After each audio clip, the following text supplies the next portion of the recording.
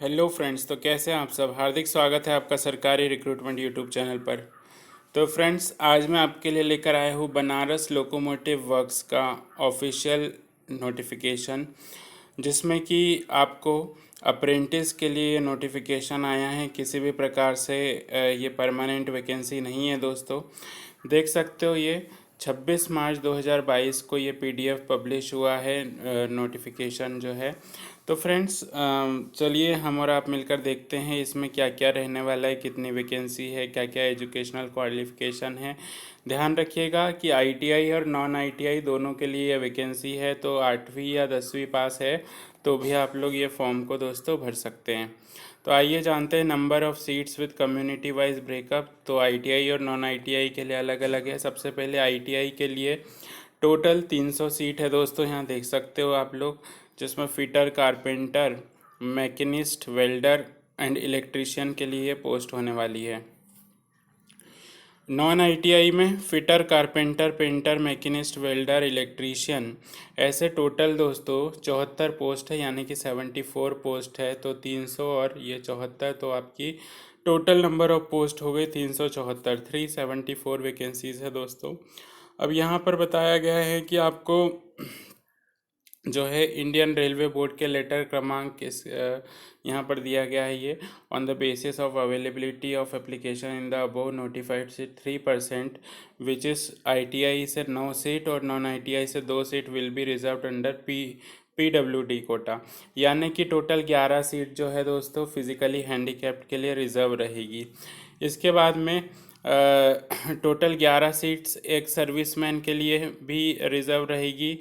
जो ex serviceman के बच्चे हैं उनके लिए, सर्विंग जवान जो कि ऑलरेडी सेना में भी काम कर रहे हैं उनके बच्चे, और जो ऑफिसर है जो कि रेलवे में ऑफिसर है, तो उनके बच्चे भी इसके लिए अप्लाई कर सकते हैं।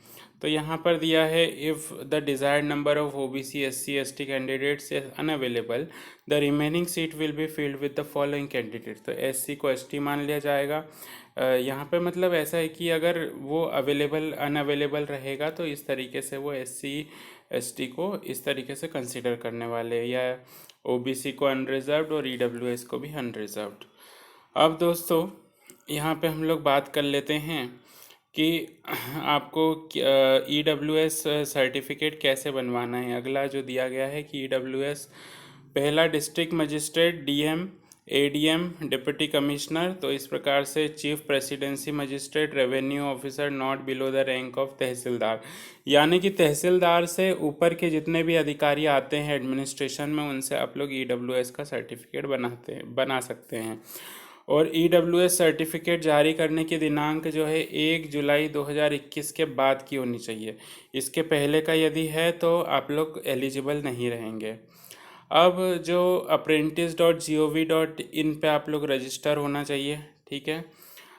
इसके बाद में दोस्तों ऑनलाइन अप्लाई करना है, इसके लिए ऑफलाइन किसी भी प्रकार का फॉर्म नहीं है। ऑनलाइन अप्लाई करने की डेट 26 मार्च 2022 को लिंक एक्टिवेट हो चुकी है, जो कि दोस्तों आखिरी डेट जो है यहाँ पर दिया गया है, और लास्ट ऑनलाइन डेट जो है वो 26 अप्रैल 2022 रहने वाली है। तो काफ़ी समय है, बट यदि आप लोग एलिजिबल है, एलिजिबिलिटी क्राइटेरिया को फुलफ़िल करते हैं, तो आप लोग जल्द से जल्द अप्लाई कर दीजिएगा। किसी भी प्रकार से आपका जो है दोस्तों इसमें किसी भी प्रकार का एग्ज़ाम नहीं होने वाला है, ठीक है। अब जो आपका मेरिट लिस्ट बनने वाली है वो आपके 10वीं और आईटीआई के बेसिस पर बनेगी। यहाँ पे क्लियरली दिया गया है, no weightage will be given for higher academic qualification. यानी कि आपकी 12th, ग्रेजुएशन, पोस्ट ग्रेजुएशन भी है तो उसको किसी भी प्रकार से कैलकुलेट नहीं किया जाएगा, ठीक है। इसके बाद में वोकेशनल ट्रेनिंग 1 साल की होने वाली है अप्रेंटिस के तहत आपको, और जो एप्लीकेंट की एज है 26 अप्रैल 2022 डेट से काउंट होने वाली है। नॉन आईटीआई के लिए 15 साल कंप्लीट होनी चाहिए, यानी यानी कि नॉन आईटीआई में आप मिनिमम 15 साल के, मैक्सिमम 22 साल के होंगे तो चल जाएगा। आईटीआई के लिए आप मिनिमम 15 साल के, जिसमें वेल्डर और कारपेंटर को छोड़ के, और मैक्सिमम 24 साल रहेगी, ठीक है। और वेल्डर और कारपेंटर के लिए 15 साल और 22 साल respectively minimum and maximum age. अब जो रिलैक्सेशन है SC ST को टोटल 5 साल का, OBC को 3 साल का, फिजिकली हैंडीकैप्ड अगर OBC है तो 13 साल का, SC ST है तो 15 साल का, वहीं अनरिजर्व्ड है तो 10 साल का।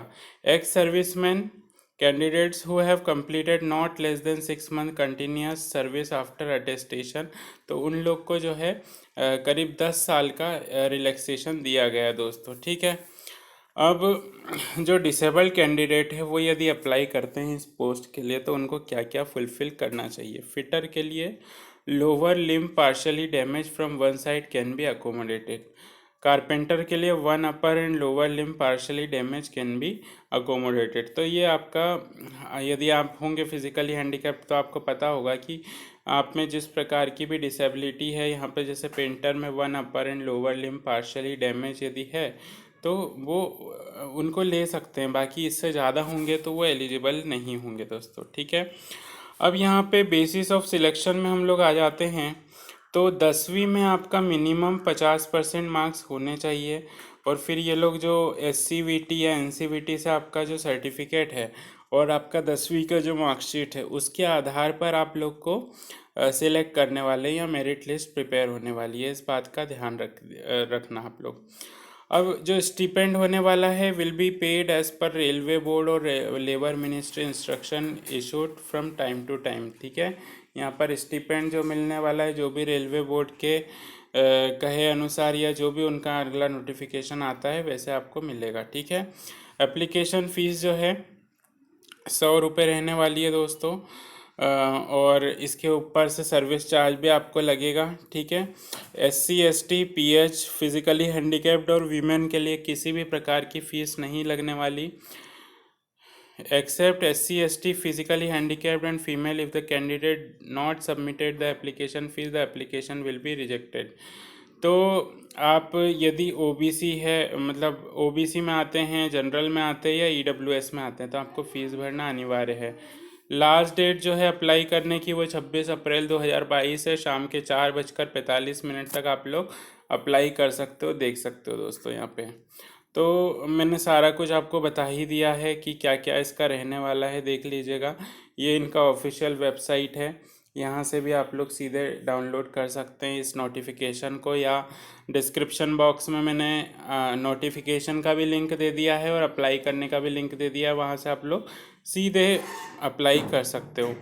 फ़ोटो का साइज ये सारा कुछ इसमें दे रखा है। ठीक है दोस्तों, हाई स्कूल का सर्टिफिकेट लगने वाला है यानी कि 10वीं का, आपका ITI क्वालिफिकेशन का सर्टिफिकेट जो कि NCVT या SCVT से मान्यता प्राप्त होना चाहिए, category wise certificate SC ST OBC EWS certificate होना चाहिए जो कि इसमें दिया है 1 जुलाई 2021 के बाद बना होना चाहिए। फिजिकली हैंडीकैप्ड को CMO या मेडिकल ऑफिसर के द्वारा अथॉरिटी कि हाँ भाई ये काम करने में सक्षम है, ऐसा सर्टिफिकेट भी बनवा के अटेस्ट करना पड़ेगा।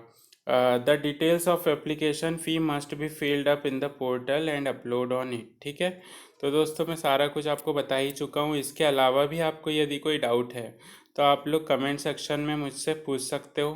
ठीक है, और ज़रूर अप्लाई कर दीजिएगा आपको। और वीडियो पसंद आया है तो लाइक करे बगैर जाइएगा मत, चैनल को सब्सक्राइब कर लीजिए और बेल आइकॉन को भी प्रेस कर दीजिए। Thank you very much friends, मिलते हैं कल किसी नए नोटिफिकेशन के साथ। Thank you very much.